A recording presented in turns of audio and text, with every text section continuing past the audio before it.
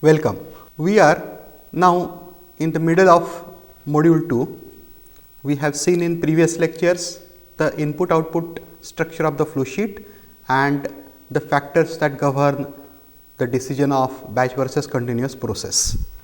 In previous lecture, we tried to develop overall material balance for a process from the input output structure of the flow sheet. That means, without going into the details of the process, from outside the process we try to evaluate the flow of reactants, the flow of products, and we try to develop a material balance based on the selectivity of the process. And then we had developed stream table that now I will show from using HDA process as a case study. What you see on screen now is the input output structure of HDA process. The process with two feed streams, hydrogen, methane and toluene, and then the products are benzene, the main product, and the side product diphenyl. The hydrogen is fed in excess, therefore, it comes out as unreacted gas, and then methane is an impurity in the process. It enters also with the fresh hydrogen feed stream, and it is also generated in the process as a side product. And to keep the methane concentration under limit in the process, we have to purge some of the unreacted gas. So, we have a purge stream and a recycle stream. So, this is input output structure of the flow sheet. Then we try to identify design variables. The design variables that we identified were the rate of production of benzene, the main product, then the mole fraction of hydrogen in the purge gas and the selectivity, and based on that we developed an overall material balance in which we tried to derive expressions for the fresh feed rate of toluene, then the fresh feed gas, then the purge gas in terms of all the design variables, that the production rate of benzene Pb, selectivity S, and YPH, which is the mole fraction of hydrogen in purge gas. Now, when we have only two reactions, as in case of HDA process, such kind of approach could be adopted. However, in many processes there are very large number of reactions, several main reactions, several side reactions, and therefore, we have to develop generalized material balance in which we will use the conversion of each of the reaction as a variable. Now, let us try to see that approach for the material balance. Alternate approach for material balance.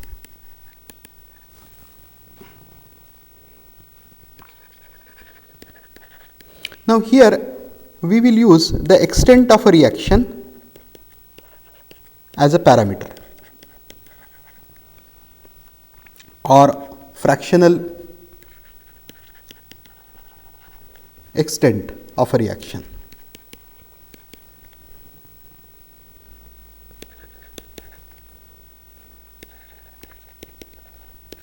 And that we will denote by letter zeta. Okay. Now, let us try to develop material balance for the HDA process with this approach. Let us say that zeta 1 mole or mole per hour in case of continuous process of toluene react with zeta 1 mole or mole per hour of hydrogen to produce zeta 1 mole of benzene or mole per hour again in case of continuous process, and the second product is methane.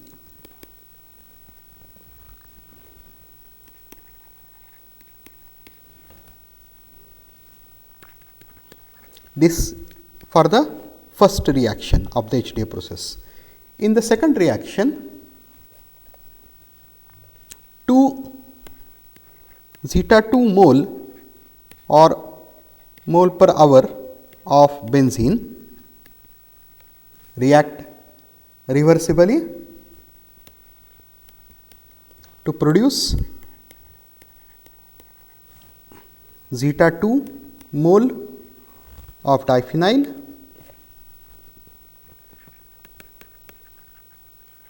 and zeta 2 mole of hydrogen. So, when we do material balance, the net moles of benzene become zeta 1 produced in the main reaction minus 2 zeta 2 consumed in the side reaction. Methane is zeta 1 moles, diphenyl zeta 2, toluene consumed, which is the limiting reactant in the present situation, is zeta 1, and hydrogen consumed is zeta 1 in the first reaction and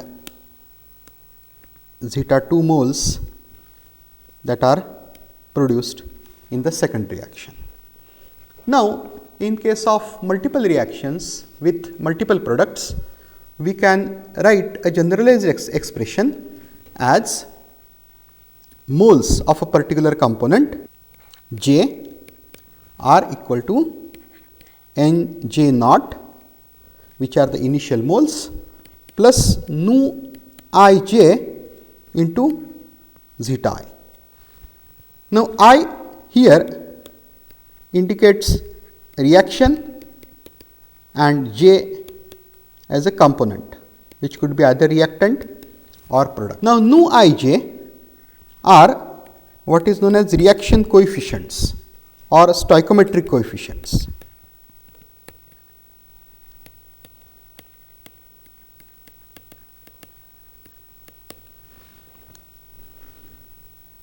Nu I j values are positive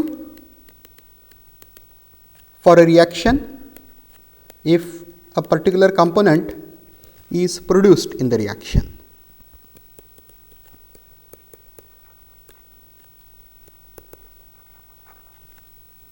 That nu I j are positive for a reaction I if a particular component J is produced in the reaction, and obviously Vij will be negative for a reaction I if a particular component J is consumed in the reaction or is the reactant in that reaction. Now, in such a approach, we can very easily create a matrix of calculation in which we will write all the stoichiometric coefficient in matrix form and then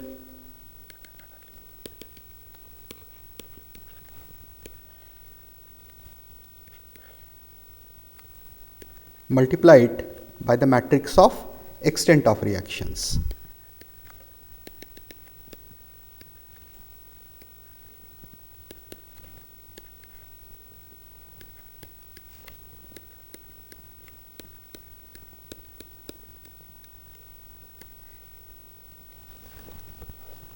Such a system can be very easily solved on a computer to get material balance of all the components of the process. Okay. Now, let us try to develop the relation between the two approaches. Again, using the HDA case study as an example.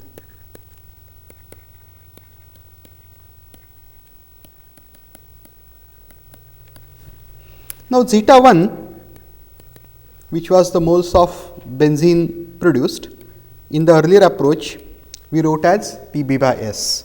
Okay. Similarly, the net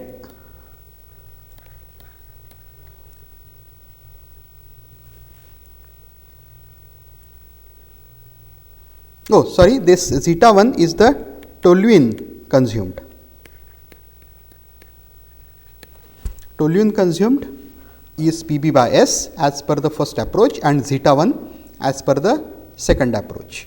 Then the rate of production of benzene Pb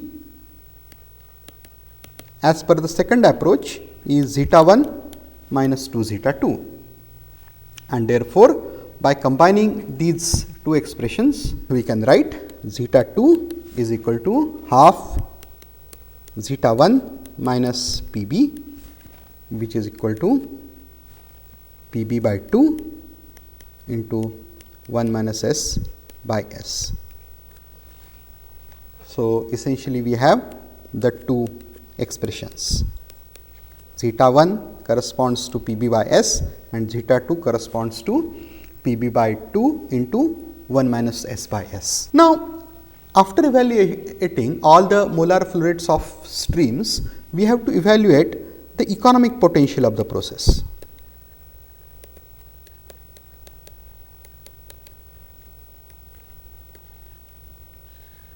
Based on the input output structure that we have developed. The economic potential EP would be the cost of all the products plus cost of all the byproducts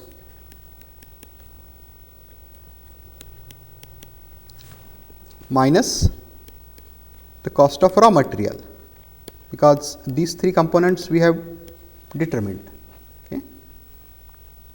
This would be the general definition of economic potential at the input output structure of the flow sheet, that is level 2 of the design. Now, again for the HDA process as example, we can apply this general definition as economic potential is equal to product of the process is the benzene. So, cost of benzene. Now, the side product of the process is diphenyl, which we utilize as a fuel in the process. So, the fuel value of diphenyl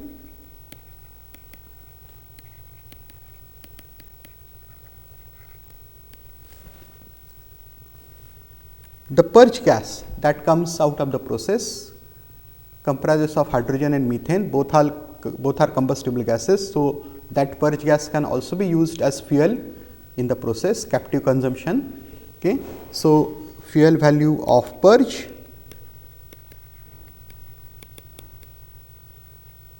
minus now the raw materials. Okay. The first raw material is toluene and the second raw material is hydrogen.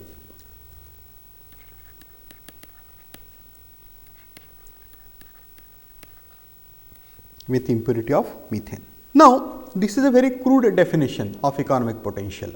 What it means is that we have a process that is existing and we do not pay anything for the utilities cost, which is of course is not possible, but this is what this economic potential means. So, that point we note the economic potential at level 2 of the design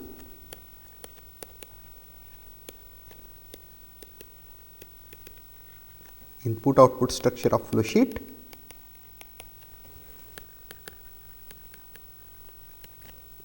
is the annual profit that we make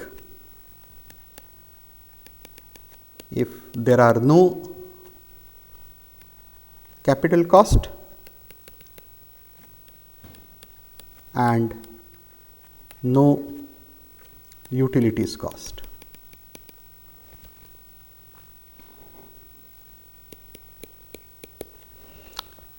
Now, if the economic potential at this stage comes out to be negative, then the process is absolutely unprofitable.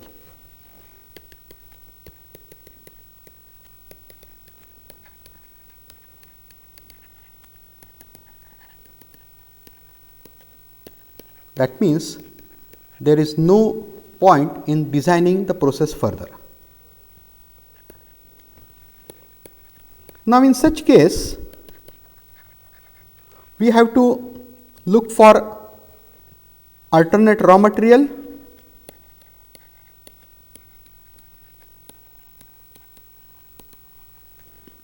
or alternate process itself that has different chemistry.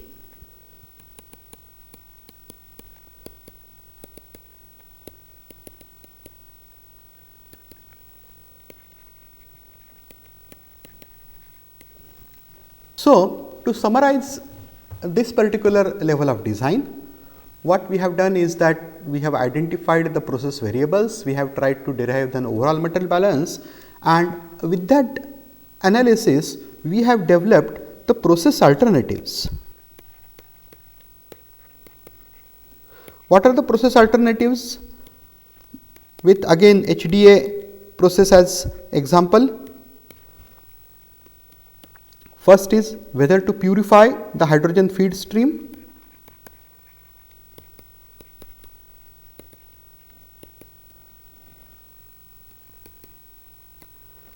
Second, whether to remove, recycle diphenyl, and third is whether to purify the hydrogen recycle stream.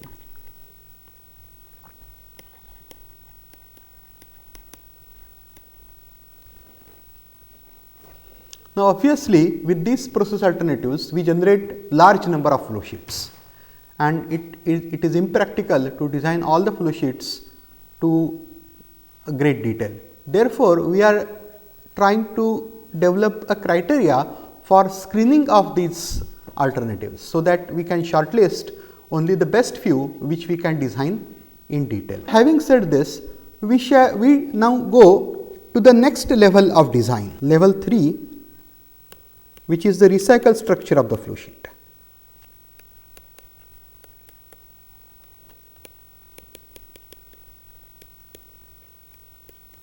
We may know the product distribution as a function of conversion from the chemist.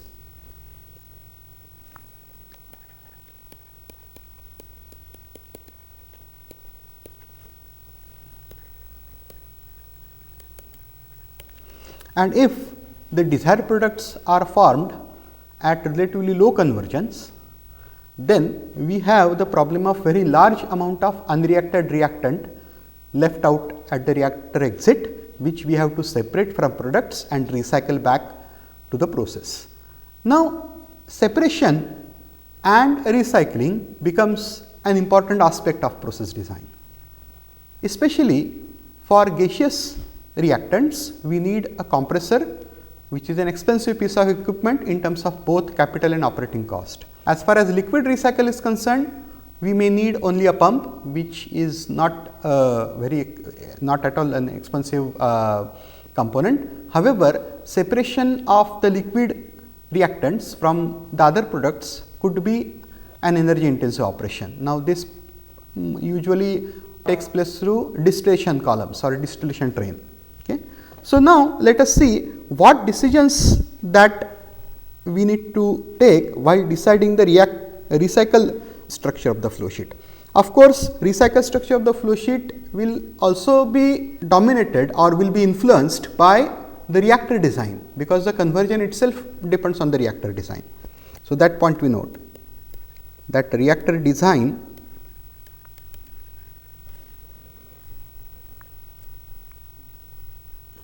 governs the extent of reaction or the conversion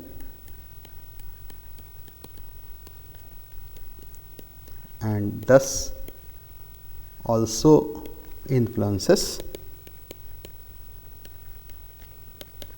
the design of recycle structure.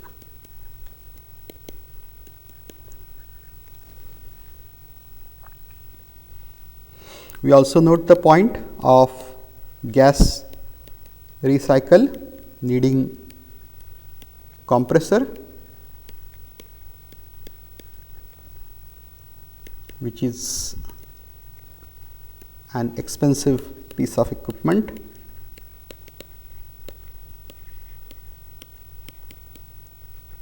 With high operating cost, and thus gas recycle is an important aspect of the overall recycle structure of the flow. Now, let us list the decisions that we need to make while deciding the recycle structure.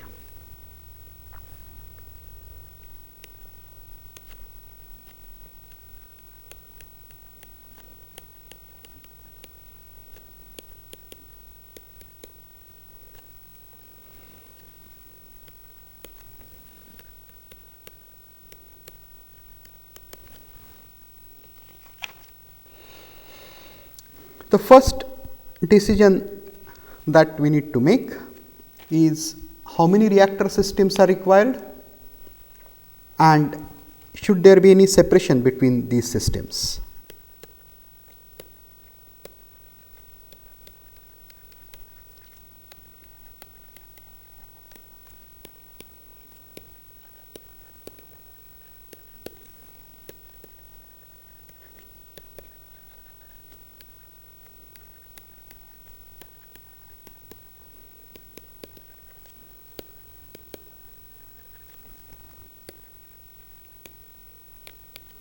The next decision is that the number of recycle streams, how many recycle streams are required. We had dealt with such a decision before in case of input output structure, where we determined the number of product streams, and then we said that if the phase of the component and the destination of the component is same, then these components could be sent through the same stream. And the thumb rule that we used for such a decision was that it is never beneficial to separate and remix two streams. So, we shall see a similar analysis in case of number of recycle streams. Then third,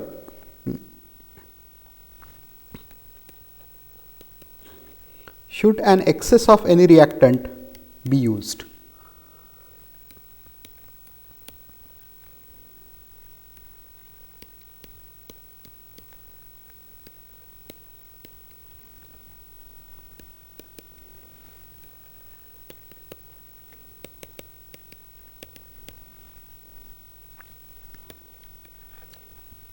Then the next decision is that whether a gas compressor is required.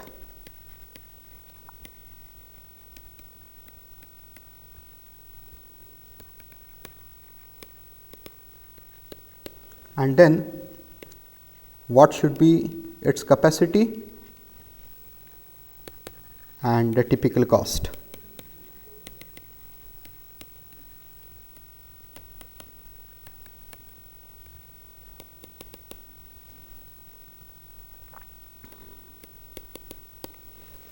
Another decision that is indirectly associated with the recycle structure of flow sheet is the mode of operation of the reactor.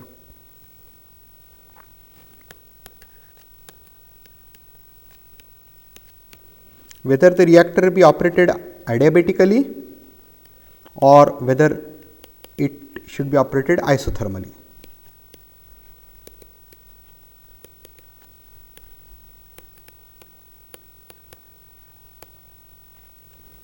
Now, this question will mainly occur for processes having a highly exothermic or highly endothermic heat of reaction. Then the next question that we have to answer is how to shift the equilibrium conversion if the reaction that is occurring in the process is reversible.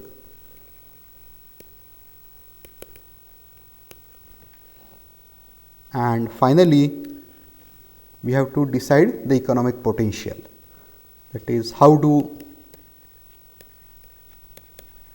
the reactor cost with recycled streams or with recycled structure affect the economic potential.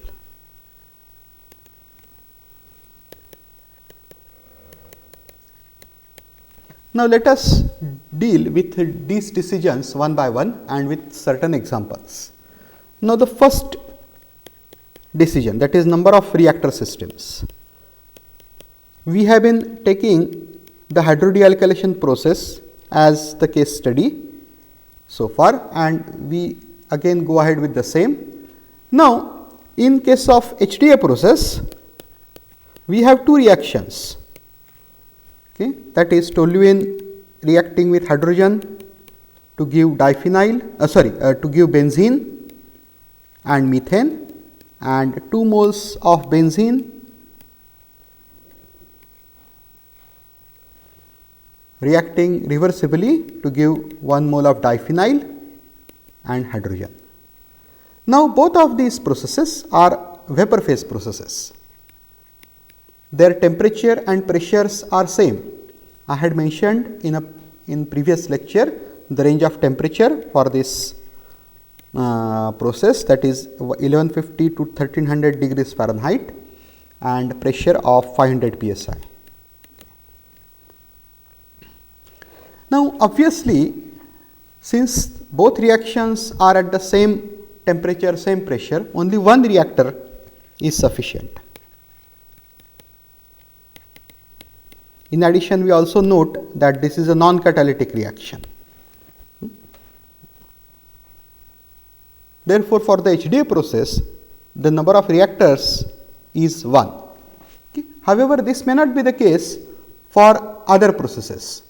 Now, we take example of acetic anhydride manufacture.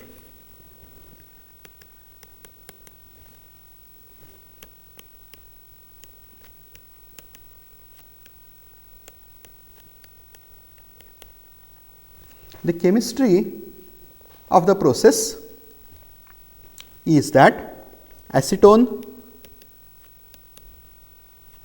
is decomposed in a species called ketene with liberation of methane. Now, ketene is unstable species, it forms only at high temperature, okay, and it can rapidly undergo conversion to more stable compounds like carbon monoxide and ethylene. Okay. This particular reaction occurs at 700 degrees centigrade, 1 atmosphere. Okay.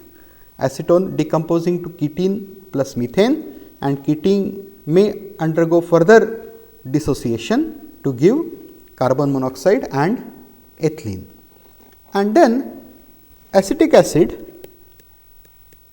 is added to ketene to yield acetic anhydride.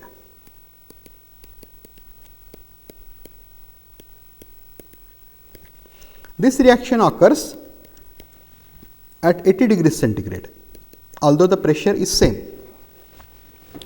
Now, in this case, we need more than one reactor. Why? Because the temperatures of the two steps of the process are significantly different. Okay.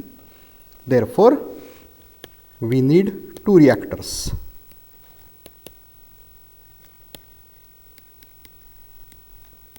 For this process. The reactors are often numbered. So, we say that R1 is the first reactor in which acetone undergoes decomposition, and R2 is the second reactor in which the decomposition product ketene reacts with acetic acid to yield acetic anhydride. Okay. Now, while designing a particular flow sheet, it is very useful to associate reaction step with reactor number that we just did, and secondly the feed streams with the reactor number.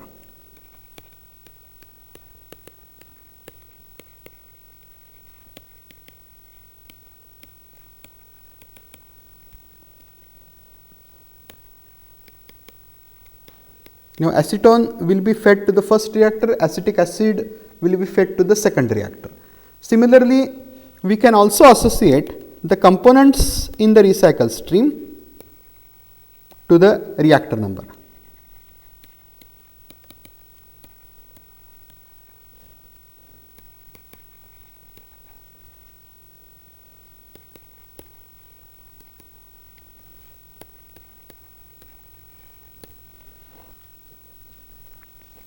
Now, we have to decide the number of recycle streams.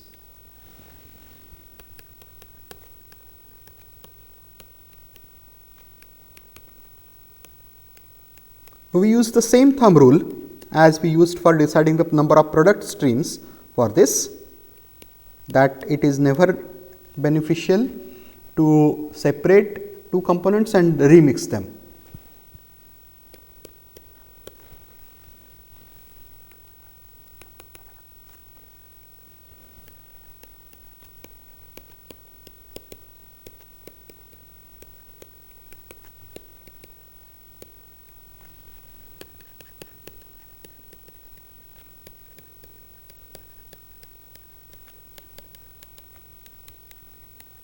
Now, having said this, how do we decide the number of recycle streams? Again, we see the phase of that particular stream and then the destination of that stream, that particular component. Okay.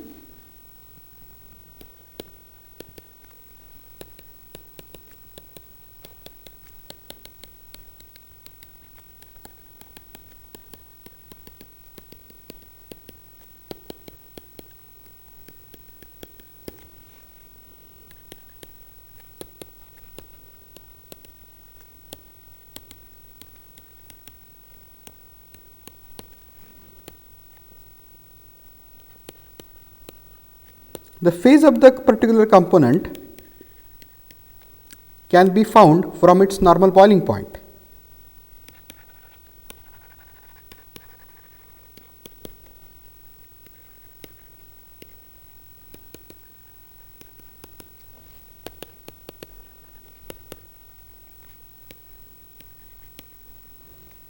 And then the destination.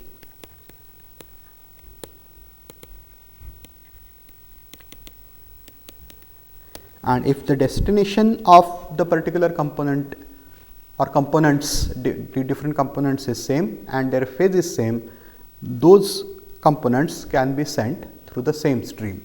Okay. Now, let us try to apply this rule for the HDA process. What are the components of HDA process stream that comes out of the reactor? Hydrogen, methane, then unreacted toluene and the two products benzene and diphenyl.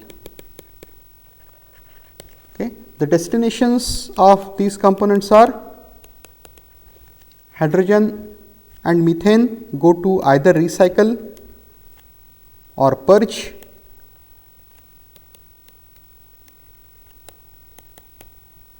toluene, unreacted toluene is recycled to reactor, but in liquid phase. Benzene is the primary product which is recovered and goes for further processing, and diphenyl is a side product which is used as fuel in the process, that is captive consumption. Now, the normal boiling points of these components are hydrogen minus 213, methane minus 161 degrees centigrade, benzene 80, toluene 110 or 110.8, so we can approximate at 111, and diphenyl 255. Now, obviously, hydrogen and methane can be sent together. Toluene forms a separate stream because it is in liquid phase and it is recycled to the reactor. Benzene is third stream and diphenyl is fourth stream. So, together we have two product streams,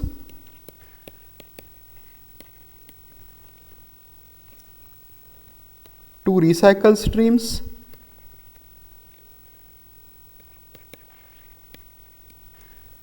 and a single purge stream where methane and hydrogen are purged together.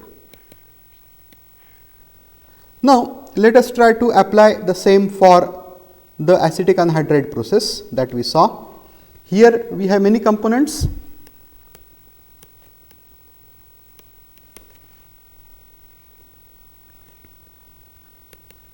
Unreacted reactants, acetone, acetic acid, then the main product of the process, acetic anhydride, then the three side products with decomposition of acetone, carbon monoxide, methane and ethylene. Their destinations are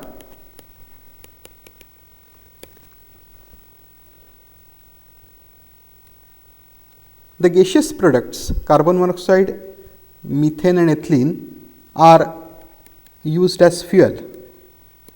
They are byproducts of the process and they undergo captive consumption as fuel. Acetone is recovered and recycled, however, to the first reactor, and acetic acid is also recovered and recycled, but to the second reactor, and acetic anhydride being the primary product is recovered and sent for further processing. Now, in this case there will be total 2 recycle streams,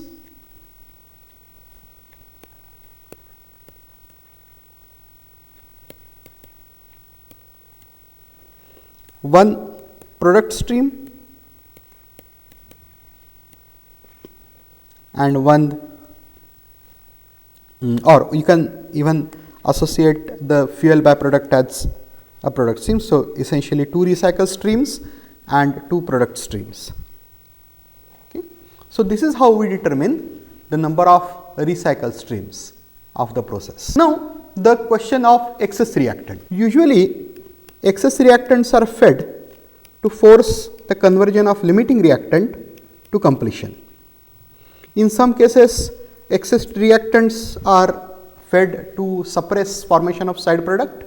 In some cases, excess reactants are fed to prevent coke formation, or they are also used as the heat diluents or heat carrier, which help in limiting the temperature rise of the process in case of highly exothermic reactions. Okay. So, now again let us see some examples for determination of excess reactants. Now, one example in this case is the production of isooctane,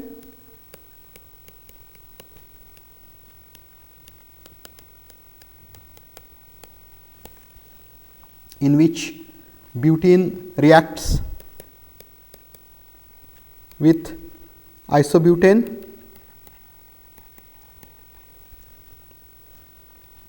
to yield isooctane,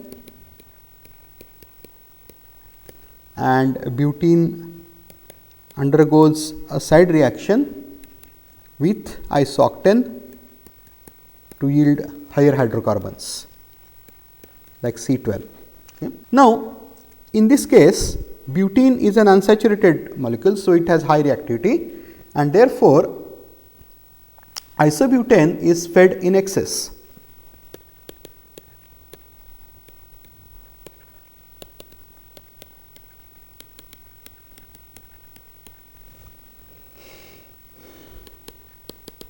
And this improves the selectivity towards isooctane formation.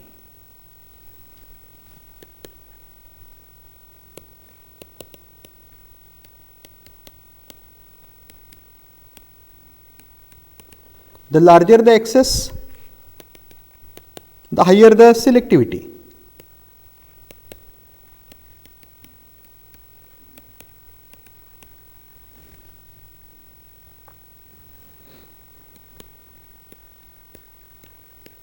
However,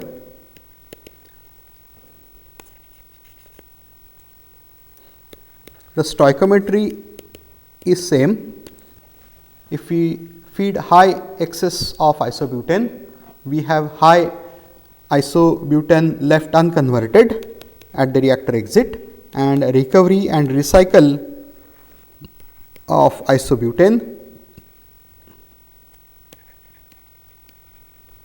becomes a cost expensive component.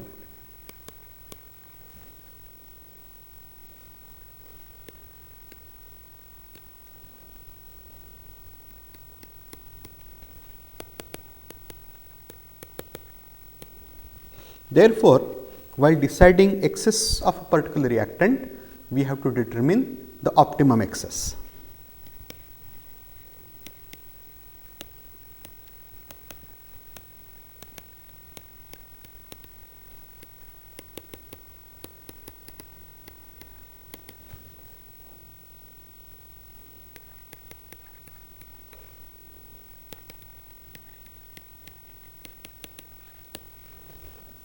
Now, take example of HDA, hydrodealkylation.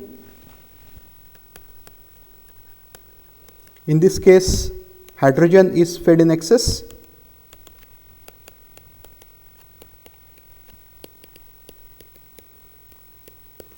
Now, hydrogen has several roles, like it forces higher conversion of toluene,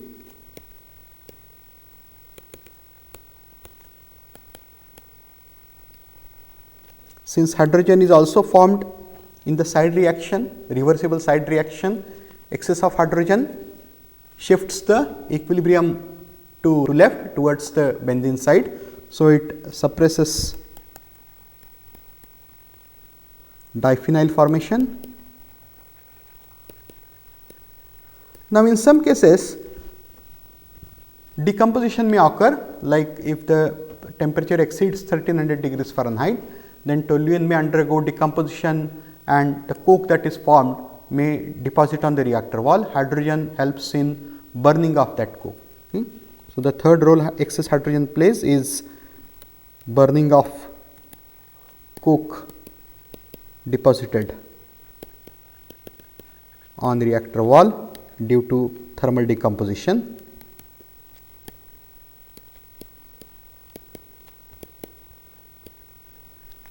And finally, excess hydrogen also helps in limiting the temperature of the process, because it acts as a heat diluent, it absorbs heat.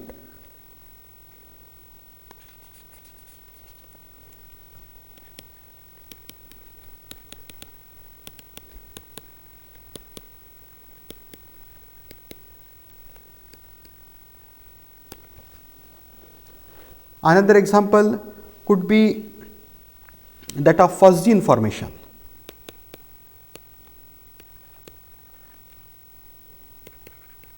Phosgene is also known as war gas. In phosgene, the carbon monoxide reacts with chlorine to give COCl2. Now, in this case, carbon monoxide is fed in excess to force chlorine conversion to completion.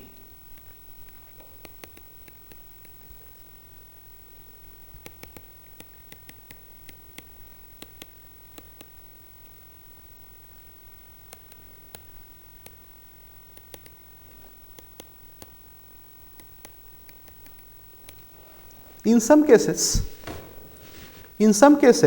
the products may be very difficult to separate from reactants due to chemical similarity. A good example of this category is that of cyclohexane manufacture.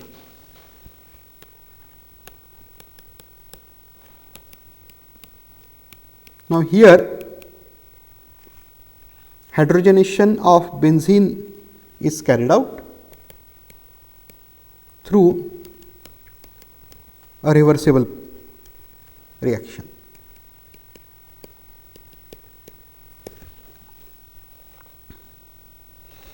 Now, cyclohexane and benzene are chemically similar and the relative volatility is very close to 1.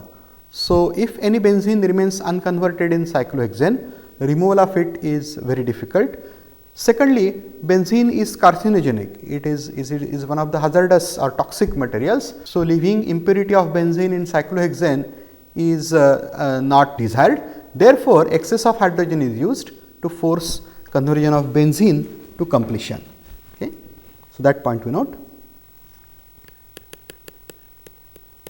Excess of hydrogen is used to force conversion of benzene to completion.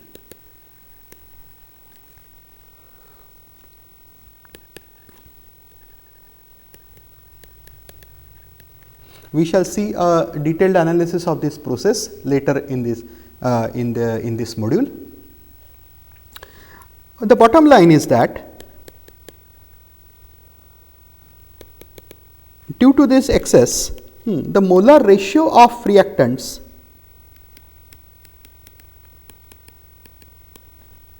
is an important design variables.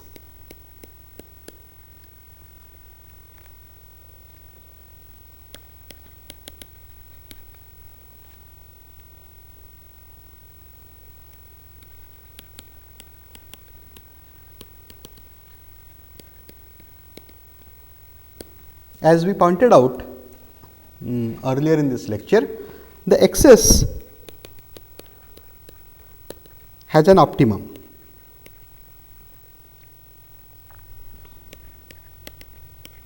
You have certain beneficial effects of using excess. However, there is always a effect, always a undesired consequence of recovery and recycle of reactant, and that needs to be considered while finding out the optimum excess. Unfortunately, there are no thumb rules for this. We have to determine the optimum excess for a particular process through iterations, okay, and that governs the recycle structure of the flow sheet. Heat effects of the process are also related to the equilibrium conversion. Okay. However, we shall deal with this topic in greater detail in the next lecture.